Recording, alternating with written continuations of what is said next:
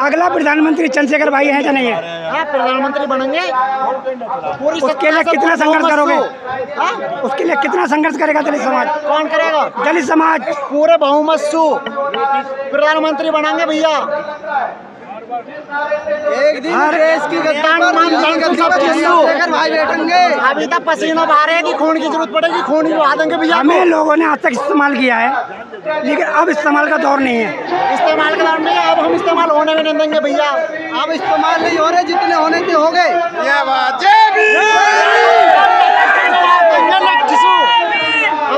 जवाब देंगे लक्ष्य। कहाँ से आए पहले बताओ? भैया जवान है हमारी। पिछली बार चंद्रशेखर भाई यहाँ आए थे, महिलाओं के समर्थन में पहलवानों के सबसे ज्यादा वीडियो हमने डाली थी चंद्रशेखर भाई की। आपका धन्यवाद। पहले बात सुनो पूरी। ये भीम आर्मी का चैनल है। अच्छा, हाँ पता। मैं सचिव हूँ पटपड़गंज विधानसभा से। ये हमारे मेयर मंडल उपाध्यक्ष है वीरेंद्र जी। हम जानते हो बड़े भाई को? हाँ, इन्हें जानता हूँ। क्या नाम इनका? नहीं, शकल से नहीं जानता, बस फेस पर जानता हूँ, समझे? अपने ये सब हाँ, 1 मिनट रुक जाओ। जरा मजाक कम उड़ा ले। आप पूछे जब ये पूछ रहे थे, हम लोग अब तक 70 साल वो और 9 साल ये दूसरों के पीछे ही लगे रहे। हमारे समाज का प्रधानमंत्री कब बनेगा?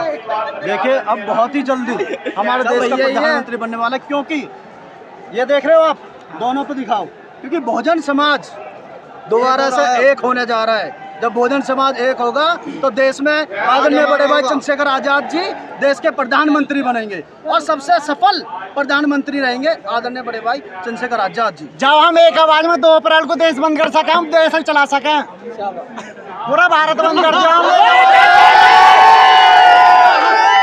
हम जो ना भारत का प्रधानमंत्री बनेंगे। अभी क्या है, किसान का मेरे हमारे क्यों सम्मानित, देखिए आपके चैनल के माध्यम से बताना चाहता हूँ, अभी किसान का मेरे एक जगह आ चुके हैं, एक मंच पे आ चुके हैं, और किसान का मेरे की वजह से ही ये देश चलता है और देश भी वोट का अधिकार जो है। आज किसान भी, दलित भी और फौजी भी तीनों सड़क पे मौजूद हैं, सभी साथ में। तो आप देख सकते हैं एक आवाम है, ये एक पहल है जो एक रास्ता दिखाती है। अगर आप अपने चैनल के माध्यम से देखेंगे ना कि ये एक पहल है, 2024 में बहुत ही अच्छी तरीके से चंद्रशेखर भाई और हम लोग बहुत अच्छी सीट लाने वाले हैं, और 2027 में यूपी के अंदर अपने मुख्यमंत्री बनाएंगे। ऐसे ही एमपी में, राजस्थान में, जहाँ की हमारे प्रदेश में 22 स्टेटों में हमारा संगठन है, सभी में मुख्यमंत्री बनाने का काम करेंगे। जो महिलाएं हमारी घरेलू महिलाएं हैं जी, वो दूसरों की बातों में फेंक जाती हैं आगे कि हम दूसरी पार्टी को वोट देंगे, उस पार्टी को वोट देंगे। उन महिलाओं के बारे में क्या कहना चाहेंगे आप उनको समझाने के लिए? देखिए, वो हमारी महिला, हमारी माता बहनें जिनको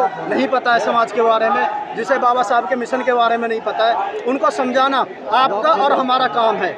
आपके चैनल के माध्यम से जितनी ये बातें आप उन लोगों तक पहुँचाएंगे तो हमारी घर की महिलाएं भी रोड पे बाहर आएंगी, और यहाँ बहुत सारी महिला, मेरी बहनें, मेरी माताएं बहुत सारी आई भी हैं। चंद्रशेखर भाई का पहला लक्ष्य है महिलाओं की सुरक्षा।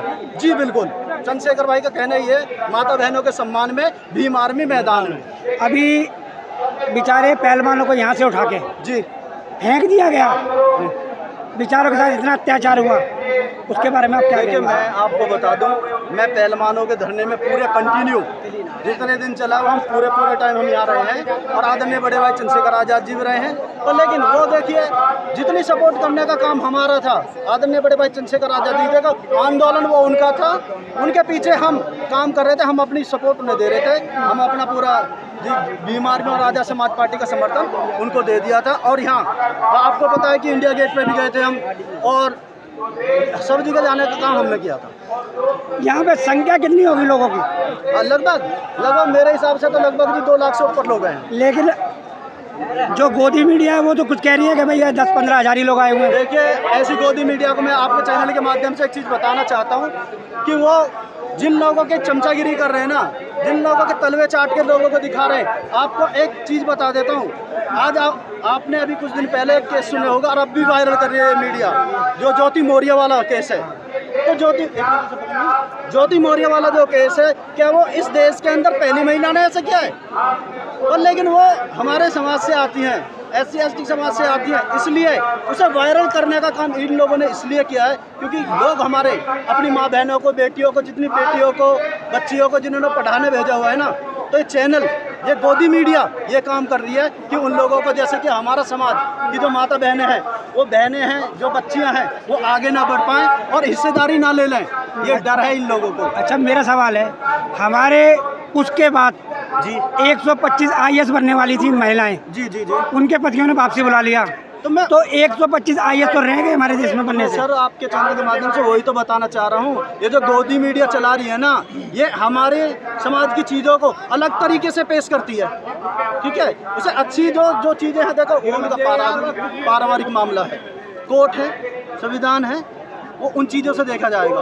अगर आप इस चीज़ को चला रहे हो, आपने एक बार भी तो नहीं चलाया गोदी मीडिया ने कि चंद्रशेखर भाई को गोली लगी है, चंद्रशेखर भाई का ये हुआ है, यहाँ बहनें हमारी रोड पर बैठी हुई थी इतने दिन, गोदी मीडिया ने तो नहीं चलाया। सिवाय सोशल मीडिया के किसी गोदी मीडिया जो चमचे हैं ना, जो उन लोगों के चमचे हैं, उन्होंने एक बार नहीं किसी। अच्छा, ये बताइए, कुछ लोग वहाँ तक नहीं पहुँच पाए, कहाँ तक? स्टेज तक जी, जो यहीं तक रह गए, जी। उन लोगों को बताइए कि चंद्रशेखर भाई ने जब वहाँ मंच पे क्या अगला आदेश दिया गया है। देखिए, अभी चंद्रशेखर भाई ने और आदेश देंगे। चंद्रशेखर भाई का आदेश यही है हमारे पूरे बहुजन समाज के लिए, पूरे 85% के लिए, पूरे समाज को कहिए कि मैं आपको बता रहा हूँ चंद्रशेखर भाई का अगला ऐलान क्या है। पूरे समाज को मैं आपके चैनल के माध्यम से बताना चाहता हूँ, चंद्रशेखर भाई का कहना यही है, हम 85% लोग एकजुट हो जाएं और अपना राज पेश करें, क्योंकि जब हम एक होंगे तो सत्ता में हर चीज़ हम कर सकते हैं, क्योंकि सत्ता वो चाबी है जिससे हर ताले खुलते हैं। तो हमें सत्ता में आना होगा और उसका काम हमारे चंद्रशेखर भाई आज़ाद जी और माननीय वीररतन जी और जितने युवा साथी हैं, एक साथी ये अपना पूरा योगदान दे रहे हैं कि आदरणीय बड़े भाई चंद्रशेखर आज़ाद जी को PM बनाना है। उसमें सब जोरों शोरों से लगे हुए हैं। नौजवान जो हमारे भाई है, आने वाले समय में कोई झोली लेके आएंगे, पार्टी वाले झोली टांग कर आएंगे, अपनी झोली में से कुछ निकाल के देंगे, मुझे वोट दे दियो, कुछ निकाल के मुझे वोट दे दे। उन बातों में आना चाहिए, नहीं आना चाहिए? हम झोली में से निकाल के कुछ नहीं देंगे, हमारी एक विचारधारा है। और पार्टी वाले उनकी बात करें, और पार्टी वाले तो देखो क्या बहकाते हैं, किसी को क्या कहते हैं कि इस देश के अंदर, कहने के लिए तो लोग बोलते हैं कि हिंदू राष्ट्र बनाएंगे। आपने बहुत सुना होगा, लोग बोलते हैं हिंदू राष्ट्र बनाएंगे। मैं ये कहता हूँ, वो लोग एक गांव को हिंदू गांव बना के दिखा दें, एक गांव को, क्योंकि ये देश जो है ना बाबा साहब के संविधान से चलता है। और मैं उन लोगों को बताना चाहता हूँ, जितने जमीन में है ना, उतने जमीन के नीचे गाड़ देंगे अगर संविधान पर आंच भी उठाने की कोशिश की। अभी जो चंद्रशेखर भाई पे जो हमला हुआ, सुरक्षा को लेकर क्या कहा सरकार ने, कोई बात हुई? उसी के लिए आपके चैनल के माध्यम से मैं बताना चाहता हूँ, उसी के लिए जो आज 21 तारीख का आह्वान किया था आदरणीय बड़े भाई चंद्रशेखर आज़ाद जी ने, जेड सिक्योरिटी के लिए जो जिन लोगों ने हमला किया है, क्योंकि उन लोगों का नार्को टेस्ट अगर होगा तो दूध का दूध, पानी का पानी हो जाएगा, ठीक है। और CBI जांच के लिए आज ये एक छोटी सी भाई ने एक छोटे से माध्यम से बोला था, आज इतनी संख्या है दिल्ली के अंदर, अगर भाई ने प्रत्येक कार्यकर्ता को एक आदेश दे दिया ना, ये हम भी जानते हैं कि अगर चंद्रशेखर भाई ने एक आदेश दिया तो पूरी दिल्ली जाम हो जाएगी। बिल्कुल, और देश जाम हो दिल्ली में कहीं भी घुसने को जगह नहीं मिलेगी, और देश की तो बात छोड़ दीजिए जी। तो वही हम कह रहे हैं कि आगे सरकार से कुछ बात होने की उम्मीद है, जैसे सरकार से कुछ बात होने की उम्मीद है। देखिए, सरकार को झुकना पड़ेगा हमारे आगे, क्योंकि ये जो जितने भी है ना, ये सारे कितने लाख वोटें हैं, ठीक है। और सरकार को वोट के ऊपर जो चलती है ना जो संख्या, उसे जवाब देंगे हम अपनी, उससे जो बाबा साहब ने हमें अधिकार दिए हैं ना, उन अधिकारों से हम इन लोगों को जवाब देंगे और ऐसा टाइम लाएंगे कि उस सरकार को कुछ करने की जरूरत नहीं पड़ेगी। सरकार खुद की, हमारी और हमारी पार्टी की होगी। चंद्रशेखर भाई का एक आदेश और था कि पार्लियामेंट का नाम भीमराव अम्बेडकर जी के नाम पर रखा जाए, लेकिन उस सरकार ने उस बात को भी नहीं सुना। देखिए, अभी ये सरकार गूंगी बहरी सरकार है, अभी ये सरकार कुछ नहीं सुनने वाली, पर लेकिन हर एक चीज़ को 1 by 1 किया जाता है। अगर आप सोचें कि सारी चीज़ों को एक साथ कर दें और इतने वर्षों की जो गुलामी है हम उसको एकदम मिटा देंगे, तो ऐसा नहीं है कि हम एकदम मिटा सकेंगे। उसके लिए हम काम कर रहे हैं, बाबा साहब की मूवमेंट के लिए काम कर रहे हैं, और बाबा साहब की मूवमेंट को साथ लेकर हम आगे बढ़ेंगे और इस देश पर राज करेंगे, क्योंकि बाबा साहब ने कहा था 21वीं सदी हमारी है, तो ये 21वीं सदी भाइयों हमारी है। अगर चंद्रशेखर भाई प्रधानमंत्री बने जी, तो पार्लियामेंट का नाम भीमराव अम्बेडकर के जी के नाम पर होगा। 101% होगा, 101% होगा जी, होगा 101%। जो समाज हमारा देख रहा है उनको किसी धर्म, किसी उसके लालच में नहीं आना चाहिए। केवल इन्होंने जो हमें सम्मान दिया है और उनके मुहिम को लेके चंद्रशेखर भाई चले हैं, उसी को मानना चाहिए। देखिए, आपके चैनल के माध्यम से बता दूं कि जो ब्राह्मणवादी सोच वाले जो लोग हैं, उन्होंने आज तक बाबा साहब को भी दलितों का नेता कह के पेश किया है। ठीक है जी, वो भी ये कहते हैं दलितों का नेता। मैं ये कहता हूँ, उनकी जो घर में माता बहनें रहती हैं, क्या उनके लिए संविधान नहीं बनाया? या वो अपने घर से जितने भी नौकरी कर रही हैं, वो अधिकार किसने दिया? बाबा साहब ने। वो बाबा साहब ने दिया या नहीं दिया, बताओ? तो मैं उन लोगों को भी कहना चाहता हूँ कि जितने अधिकार बाबा साहब ने दिए महिलाओं को, मैं कहता हूँ ये लोग तो महिलाओं का अधिकार छीनने का काम करते हैं। और हमारे बाबा साहब ने मंदिर में पुजारी, बड़ा पुरोहित, बड़े पद पे महिला नहीं बैठ सकती, लेकिन जज, वकील, कलेक्टर, ये सब महिला बन सकती है। किन की खातिर, किन की वजह से? आपको बता दूं कि ये सब ये ताकत जो है ना, इन्होंने दी है। ये सारी ताकत हमारे बाबा साहब ने दी है, बाबा साहब के संविधान ने दी है।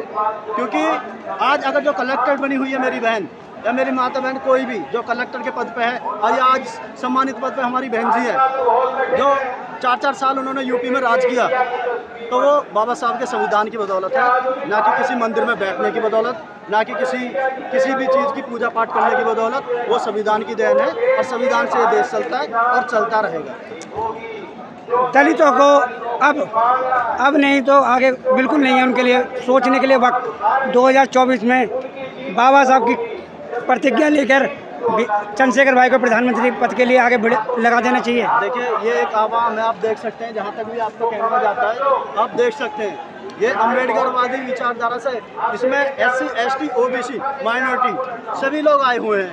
और सभी लोगों का कहना, विचारधारा सभी की एक है, बाबा साहब BR अम्बेडकर जी की। तो उसी विचारधारा को आगे लेते हुए हम इस देश में राज भी करेंगे। और लोगों के जो, जैसे कि आप जानते हैं कि सरकार का काम होता है, अगर कहीं लोगों को व्यवस्था न मिलती हो कॉलेज की, देखो आम आदमी की जो ज़रूरतें हैं वो है शिक्षा, चिकित्सा, रोजगार।